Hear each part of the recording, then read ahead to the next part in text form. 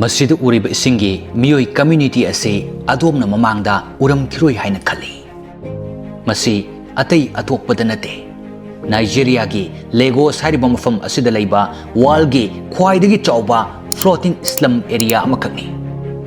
Legos की ख्वाइदगी travel तौनबा ब्रिज अमा ओरिबा थर्ड मेनलैंड ब्रिज असिगी यामना नकना लैबा अदुगुंबा फ्लोटिंग स्लम अमखकनी माकोको कंगफाल की सरुक्तगी 500 मीटर मुक इसिंगी एरिया दा संदोक्लगा लैबा फ्लोटिंग विलेज अमनी अयाम्बना इसिंगदा युम सादुना मयुम ओइना लैरिबा माकोको कम्युनिटी असी तोंगान तोंगानबा tribes कांगलुप सिंगना पुनसिलगा सेंबा floating slum अमखकनी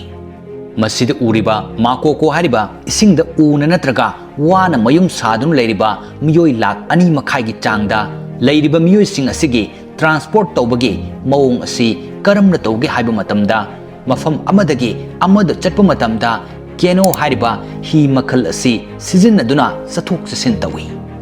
करमना माकोको सिंगना मफम असिदा settle तौरखीगे हाइबा मतमदा 19th century की मतम असिदा फिशिंग विलेज अमा ओइना हाइबदी nga फानबगीदमक्ता मतम खरा यारेकनबगीदमक्ता इगन इथनिक ग्रुप असना माकोको की इसिंग समनबा कंगफाल एरिया सिंगदा लैबा हौरकपदगी पॉपुलेशन असुम असुम याम खलक्तुना अथेनब इसिंग सरुक असिदा पाकसना मयुम सादुना लैबा हौरखिबनी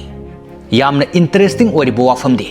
सिटी एरिया सिंगदा युम युम की मरक्ता लंबी मचा मचा लैबगुमना मसिगी फिट मंगा मुक्तंग लुबा स्लम एरिया असिदसु स्ट्रीट मचा मचा लै रोड सिस्टम अमगुम लैरिबा मसिगी इसिंग लंबी असिदा केनोस हारिबा ही असि सिजिन्नदुना थबक चटपा पोचै लैबा योनबा अंगांग स्कूल चटपा असिगुंबा सिंग असि तौई अफ्रीका की इसिंग नकनबा कंगफाल एरिया सिंगदा मी खुंदाबगी चांग असि असुम असुम हेनगलकबा असि येंगलगा इसिंग युम साबगी सिस्टम अर्बन वाटर कल्चर सेमगटपा अदुगा मफम असिदा फंगलेबा पोथोक सिंग सिजिन्नदुना एनवायरनमेंट अकाइबा पीदन हिंगबा हाइबसि माकोको मियोइसिंगे पांदमने मरक्थना हौजिकी मतमदा इमुंग मनुंग खुदिंगमक्ता थेंगनरिब अनाबसिंग कोखन्नबा सुबनगी लुपा चहुम खक्तदा अदोंगी युमदा लाक्तुना अदोंगी हक्चांगदा करी करी असोइबा लैरि करी करी अनाबा लाक्पा याबगे खंगदोकनबा होल बॉडी चेकअप तौबगे खुदोंग चाबा पीजरी लोइनना अदोंगी हक्चांगदा लैरिबा प्रॉब्लम सिंग अदु कोखन्नबा डाइटरी सप्लीमेंटरी सिंग अदुसु पुदुन लाक्चगनी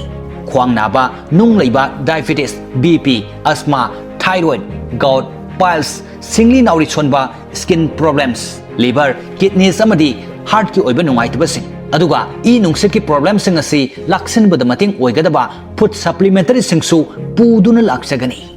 सप्लीमेंटरी सिंग असि 100% नेचुरल ओइबा साइड इफेक्ट लैतबा अदुगुंबा प्रोडक्ट सिंगनी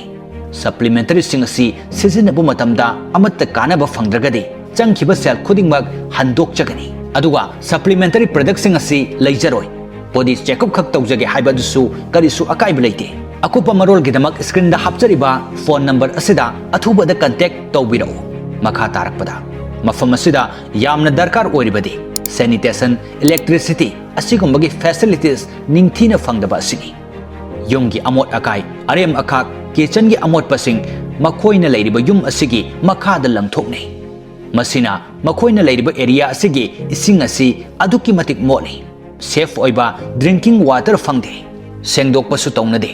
मसिगी इसिंग असिमक मखोइगी चाक थोंग थाकपा फिसु फिजा नुंगतिगी चंगबा इसिंग अदुसु मसिदगी सिजिनै मफम असिदा कम्युनल लेट्रिन्स हाइना लै मसिदा युम 15 मुक्ना पुन्ना सिजिनै मसिदा वेस्ट कलेक्शन स्कीम का अमत्त लैबा नते अमसुंग यामना वाना माकोको की मियोइसिंगना हिंगनबगीदमक्ता मायोकनरी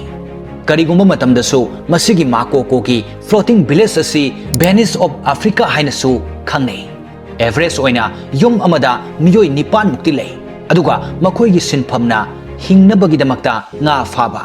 युम सानबा उवा लौबा चटपा असिनी हेन ngaklibadi chahi khudingi लेगोस की माकोको हारिबा मफम असिदा मियोइ कया हिंगनबगीदमक्ता लैबा लाक्नै मफम असिदा चटलिबा हिंगलिबा मियोइसिंग असि यामना लाइरबा ngaktani मखोइसिंग असिना सिटी एरिया दा युम अमा साबा लैबा अमदि रेन लैबा ngamdaba ngaktani अदुगा गवर्नमेंट असु मखोइगीदमक्ता मरम चाना अनौबा मयुम साबिबसु ngamde मरम असिना मसिगी स्लम एरिया असि assume पाकथोरक्ली Makoko miyusingi haujik yamna awaba mayoknariba lainasinggi manungda malaria, respiratory disease asigumba lainasing aduga malnutrition haibadi chaba thakpa maram chadabadagi naba asigumbasing asisu mayoknari.